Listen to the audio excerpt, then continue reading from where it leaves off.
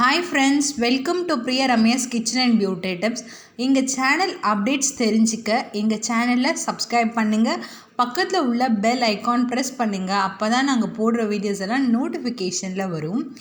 இன்றைக்கி 90s kids favourite, எல்லாரோடைய ஃபேவரட்டான கடலை மிட்டாய் பீனட் கேண்டி தான் பண்ண போகிறோம். நம்ம ஸ்கூல் டைமில் ₹1 ₹2 கடலை மிட்டாய் வாங்கி சாப்பிட்ருப்போம்ல, அதே சுவையில் பண்ண போகிறோம்.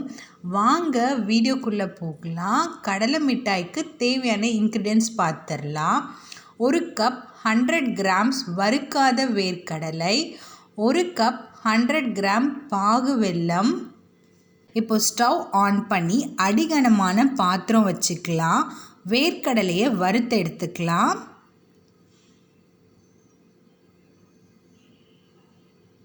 ஸ்டவ் நல்லா சிம்லேயே இருக்கணும்.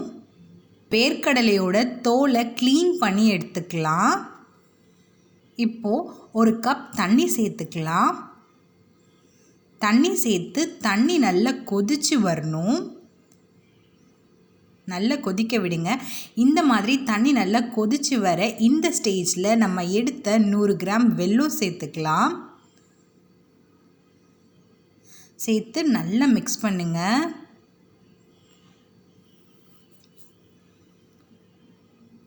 இப்போ நம்ம வெல்லம் சேர்த்தாச்சு. சேர்த்துட்டு நல்லா கலந்து விடணும். நல்லா கலந்து விட்டுக்கிட்டே இருங்க. பாருங்கள், வெல்லம் நல்லா கரைஞ்சி வரணும். நல்லா மிக்ஸ் பண்ணுங்கள். பாருங்கள், வெல்லம் நல்லா கரைஞ்சி வந்துருச்சு. இந்த ஸ்டேஜில் நம்ம 1 ஸ்பூன் கீ சேர்த்துக்கலாம், நெய் சேர்த்துக்கலாம்.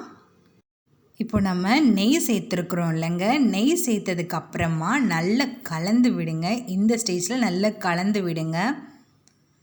நல்லா மிக்ஸ் பண்ணுங்கள். வெல்லம் நல்லா கரையணும். உங்கள் ஸ்வீட்னஸ் பொறுத்து நீங்கள் வெல்லம் சேர்த்துக்கலாம். பாருங்கள், வெல்லம் நல்லா கரைஞ்சி வந்துருச்சு. இந்த மாதிரி நல்ல வெல்லம் கரைஞ்சி வந்திருக்கிற இந்த ஸ்டேஜில் ஒரு பிஞ்ச் அளவு உப்பு சேர்க்கலாம்.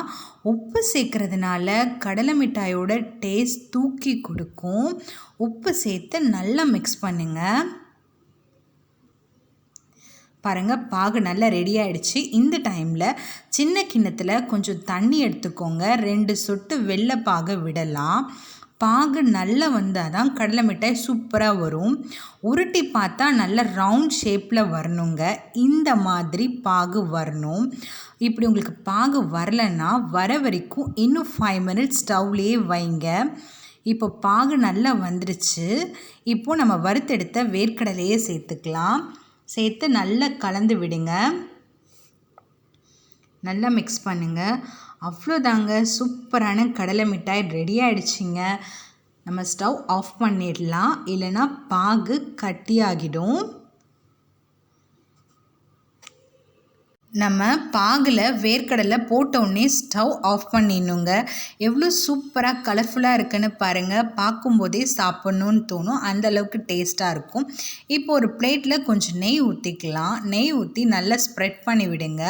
ப்ரஷ் வச்சு நல்லா ஸ்ப்ரெட் பண்ணி விடுங்க. அப்போ தான் கடலை மிட்டாய் தட்டில் ஒட்டாமல் வரும். இந்த மாதிரி நல்லா ஸ்ப்ரெட் பண்ணி விடுங்க. இப்போ நம்ம பேனில் இருக்கிற கடலை மிட்டாயை தட்டில் ஊற்றிக்கலாம். கொஞ்சம் திக்காக ஊற்றிக்கோங்க. இப்போ லெவல் பண்ணிக்கலாம். அவ்வளோதாங்க, சிம்பிளான கடலை மிட்டாய் ரெடி ஆகிடுச்சு. டேஸ்ட் அருமையாக இருக்கும். சூடு ஆறுனதும் கத்தி வச்சு கட் பண்ணுங்க. அருமையாக வருங்க. 2 இன்க்ரீடியன்ஸ் தான் யூஸ் பண்ணியிருக்கோம். ரொம்பவே ஹெல்த்தியும் கூட. இதில் நம்ம வெல்லம் வேர்க்கடலை மட்டும்தான் சேர்த்துருக்கோம். உடம்புக்கு ரொம்பவே நல்லது. வெறும் 2 பொருள் வச்சு எவ்வளோ சுலபமாக கடலை மிட்டாய் பண்ணிட்டோன்னு பாருங்கள். உங்களுக்கு இந்த பீனட் கேண்டி எவ்வளோ பிடிக்கும்னு மறக்காமல் கமெண்ட் பண்ணுங்கள். வீட்டில் குழந்தைங்களுக்கு இந்த கடலை மிட்டாய் பண்ணி கொடுத்தா அவ்வளோ பிடிக்குங்க. நம்ம கடையில் வாங்கி தரதோட வீட்டில் இந்த மாதிரி ஈஸியாக 2 இன்க்ரீடியன்ஸ் வச்சு சட்டுன்னு பண்ணி கொடுக்கலாம்.